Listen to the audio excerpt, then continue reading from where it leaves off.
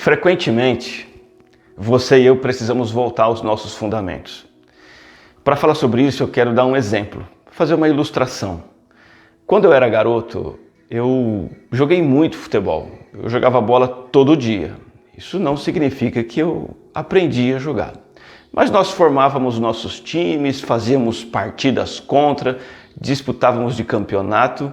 E eu me lembro até hoje de um erro muito comum que custava muito caro para a gente.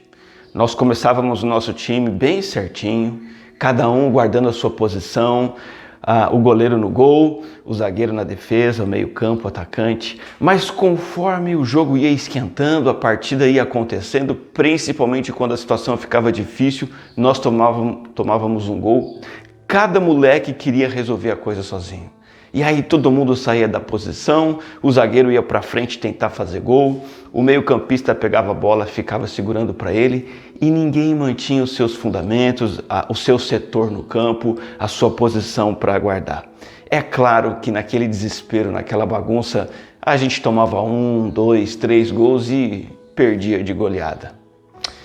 Sabe, a solução para a gente era muito simples. Continuar perseverando, cada um na sua posição. Cada um guardar o seu lugar, fazer as jogadas treinadas. Mas, como éramos moleques, eu me lembro de tantos jogos que a gente tomou várias surras. Na caminhada com Cristo, nós somos o tempo todo desafiados e tentados a sair da nossa posição, esquecer e abandonar os nossos fundamentos. E isso sai muito caro para nós. Mas, Daniel, como você sabe disso? Nós temos evidências, por exemplo, quando um crente em Jesus Cristo, ele deixa de congregar na igreja, quando ele se torna um turista, vai de vez em quando. A pessoa está engajada lá na igreja, no ministério, de repente começa a desacelerar, esfriar, vai deixando de lado, começa a ter um afastamento nos relacionamentos com irmãos e irmãs da igreja, não somente afastamento, muitas vezes até o conflito, a própria prática pessoal particular, da disciplina espiritual, do tempo a sós com Deus, aquele compromisso sagrado tão importante que é prazeroso no começo e depois vai deixando de ser, vai deixando de orar, vai deixando de ler a Bíblia. Diminui aquele compromisso diário, às vezes até acaba esquecendo totalmente aquele compromisso de fazer tudo para a glória de Deus e começa a decair nos padrões morais. Essas são algumas evidências de que realmente nós somos desafiados e tentados a sair da nossa posição. Por que acontece esse chamado do pecado, essa tentação de sairmos da nossa posição? Quais são as razões? A primeira podem ser provações e adversidades da vida. É muito comum uma pessoa começar a ter problemas, dificuldades, ou apenas uma rotina cansativa, uma não realização de seus sonhos, e essa pessoa desanima e ela acaba deixando de caminhar com o Senhor, acaba se afastando dos seus compromissos, acaba abandonando a sua posição. Convém a gente lembrar, mais uma vez, nesse tempo de pandemia, de distanciamento social e de afastamento da comunhão da igreja, a gente vê muitas pessoas, não poucas, esfriando a sua fé com o Senhor, ficando desanimadas por causa de uma provação e uma dificuldade. Outra razão são tentações externas que aparecem para nós. Ocupações da vida, preocupações, compromissos, deveres ou então distrações da vida. Oportunidades de lazer, uma vida fácil, um passeio e a pessoa acaba deixando de lado aquele compromisso com o Senhor. Nós temos também uma terceira razão que está dentro de cada um de nós, não tem como negar, é o nosso coração carnal. O velho homem, aquilo dentro de nós que nos seduz para viver para nós mesmos e fazer os nossos próprios desejos, satisfazê-los, mesmo que sejam contrários à vontade do Senhor. Isso se chama a nossa carne, coração carnal, faz com que nós abandonemos a nossa posição. Você diz assim, mas qual é o mal? Que mal tem isso? Qual é o problema? As consequências são terríveis. Como no meu time de futebol, nos campeonatos que eu participava quando garoto, nós acabamos apanhando, tomando derrotas espirituais. Nós nos afastamos do Senhor. acabamos esquecendo as palavras do Senhor.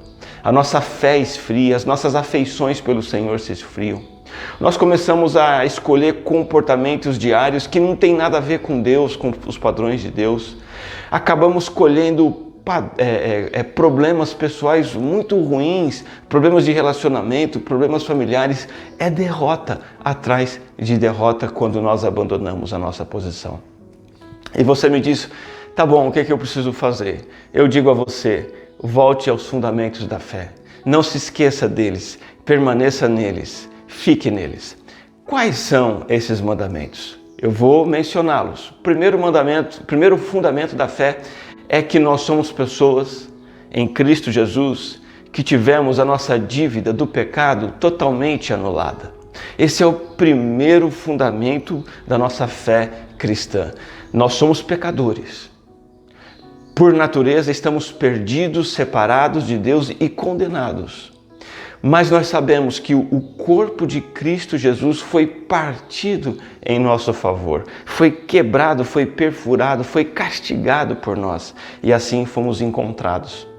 O profeta Isaías diz assim: todos nós, tal qual ovelhas, ele nos compara com a ovelha, todos nós, tal qual ovelhas, nos desviamos, cada um de nós se voltou para o seu próprio caminho. Mas aí o profeta diz assim: o Senhor fez cair sobre ele, sobre o servo, o Messias, o Senhor fez cair sobre ele a iniquidade de todos nós. O que significa dizer que o Messias, Jesus Cristo, morreu uma morte substitutiva. Substitutiva quer dizer em substituição, em nosso lugar. Jesus Cristo morreu no meu lugar naquela cruz. Ele pagou a minha dívida e eu não tenho mais condenação nenhuma sequer. E esse é o primeiro fundamento ao qual eu tenho que voltar regularmente, me lembrar do que o Senhor Jesus Cristo fez e do preço que ele pagou. O segundo fundamento, que é uma continuação desse, é a ideia e a certeza de que o relacionamento pessoal meu, seu, com Deus, é vivo e verdadeiro.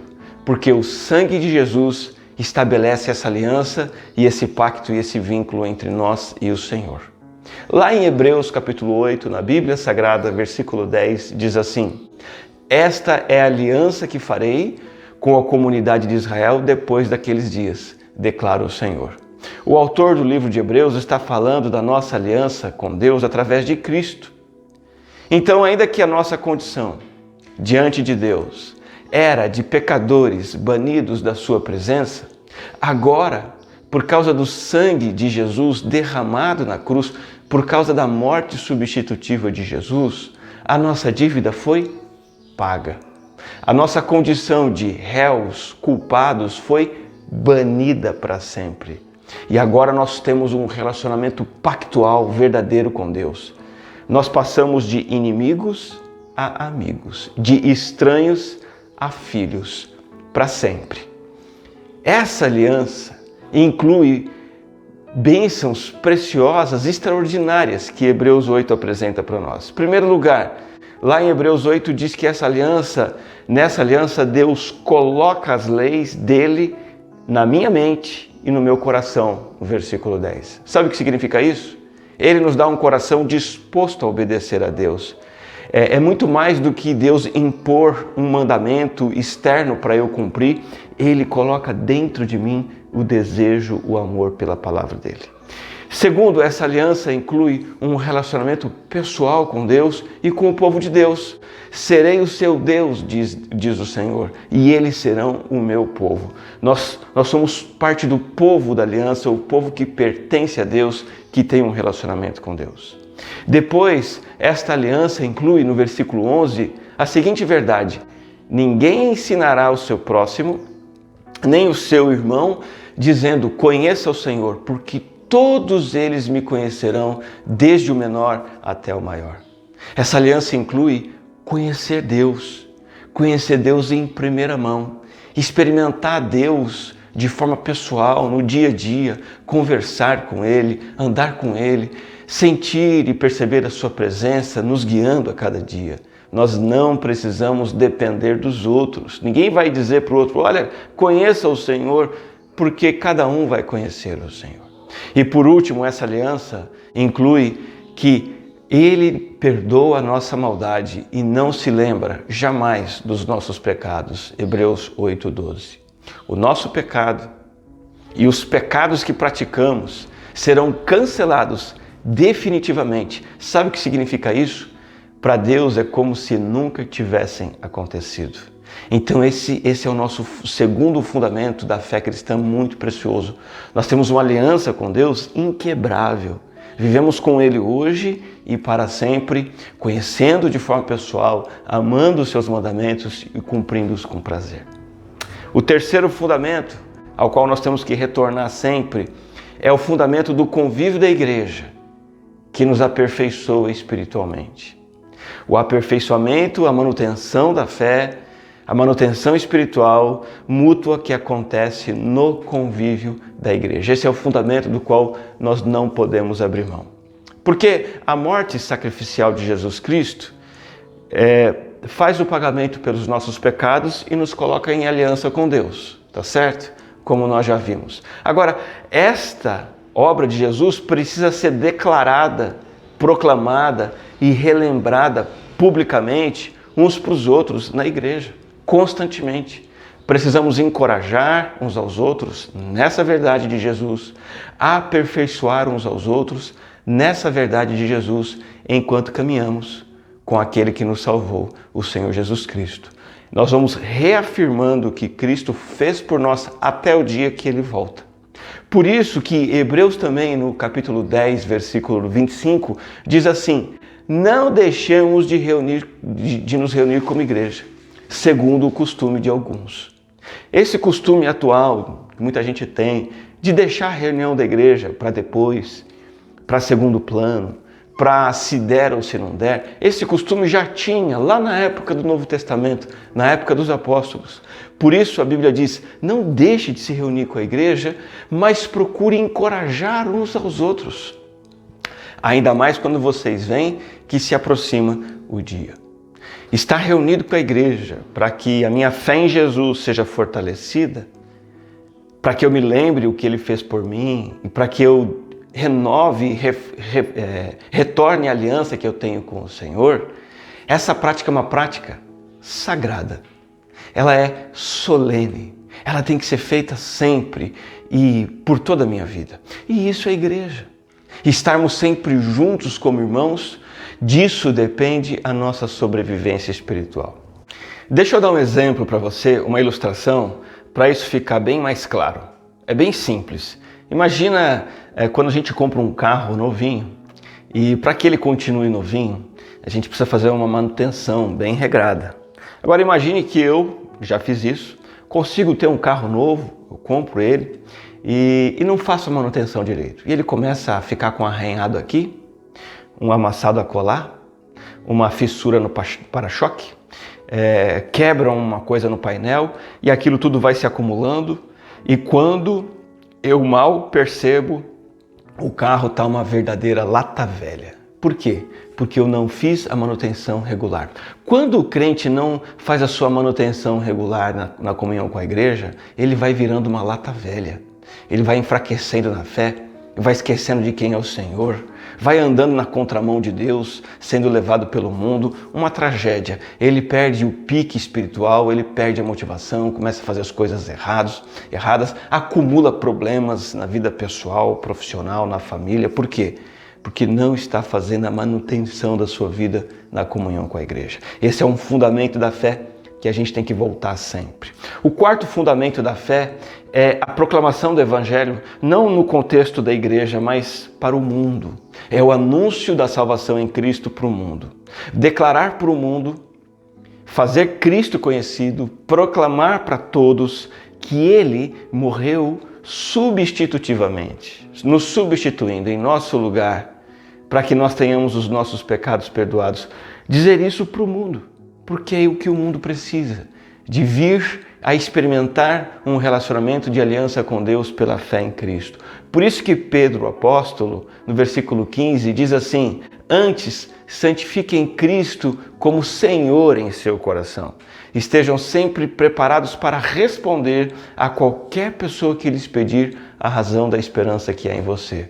Está lá em 1 Pedro, capítulo 3, versículo 15. Santifiquem a Cristo e estejam prontos para mostrar, responder, anunciar a esperança que vocês têm em Jesus.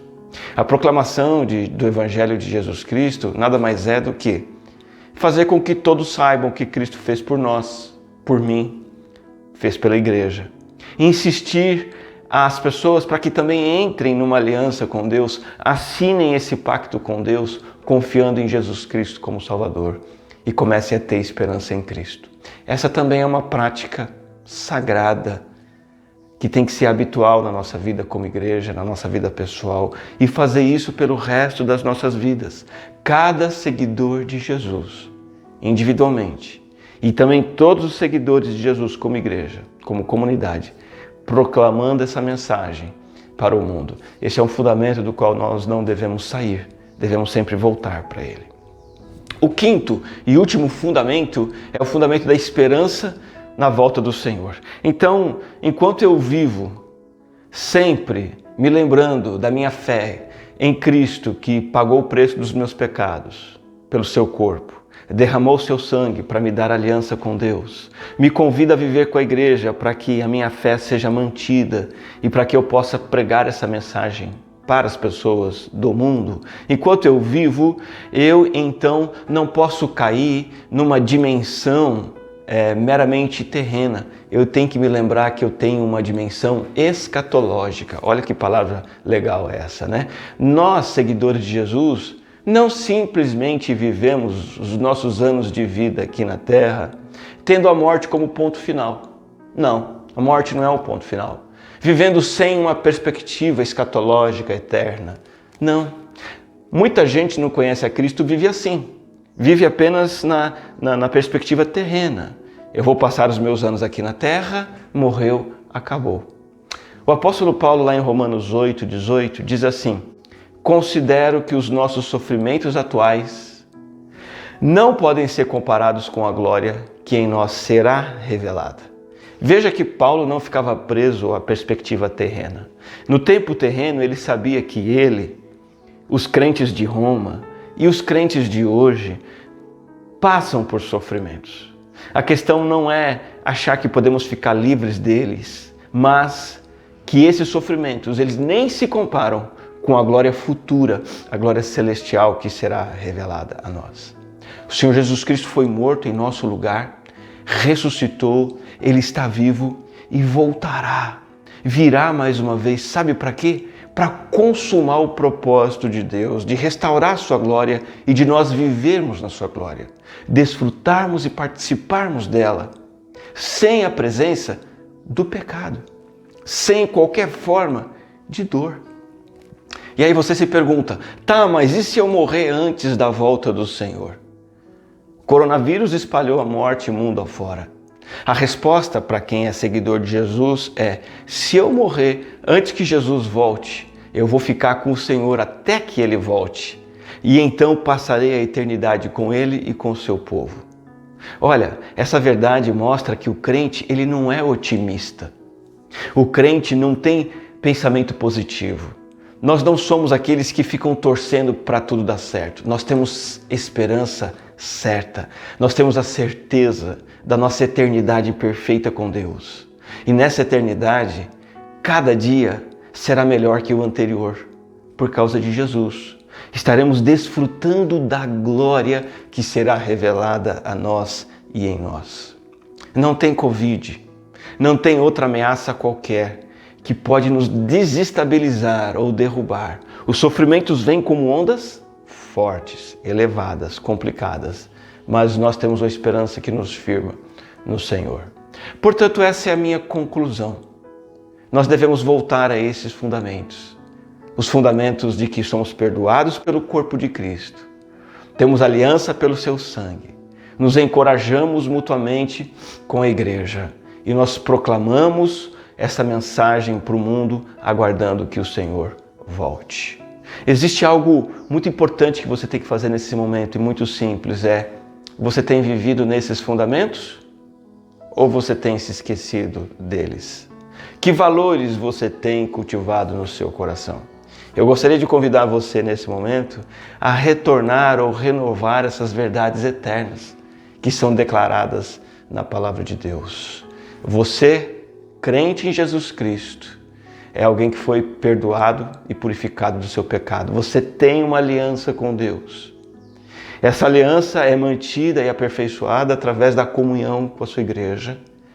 E você vai proclamando essa mensagem para o mundo, aguardando o dia da volta do Senhor ou da sua ida para viver com Ele para sempre. Esses são os seus fundamentos. Não se esqueça deles. Eu quero orar com você. Vamos falar com o Senhor. Graças te damos, ó Pai, porque o Senhor nos convidou a uma vida na qual nos firmamos em fundamentos sólidos. Nós não somos pessoas perdidas, separadas do Senhor, desamparadas nesse mundo, sem um rumo, sem uma direção. Não, nós somos encontrados por Ti, perdoados pela Sua obra na cruz. Temos compromisso de aliança com o Senhor, fazemos parte da Sua igreja, proclamamos o Teu Evangelho e moraremos com o Senhor para sempre, num lugar de glória, sem dor e sem sofrimento. Queremos ficar firmes, ó Deus, nessas crenças e nesses valores, em nome de Jesus. Amém.